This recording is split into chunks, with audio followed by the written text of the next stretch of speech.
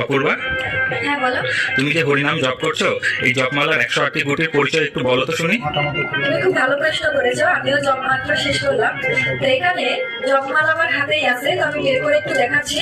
এই যে প্রথমে যে সুমের গুটিটা থাকে, এটাকে বলা হয় হচ্ছে মন্দির, বা এখানে ভগবান শ্রীকৃষ্ণ এবং রাধারানী যুগলে অবস্থান করে।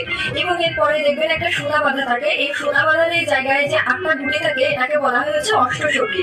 মানে মেন যে সখী থাকে, ললিতা, বিশাখা, চম্পকলতা, চিত্রা দেবী, দিদিতে 8জন তারা। এরপরে এই যে 9 নাম্বার গুটি থেকে 72 নাম্বার গুটি পর্যন্ত যে 64টা গুটি থাকে, এই 64টা গুটিকে এই অষ্টসখীর মঞ্জুরি বা সখী বলা হয়। অর্থাৎ এই অষ্টসখী আরো 8জন করে, এক একজন সখী 8জন করে সখী।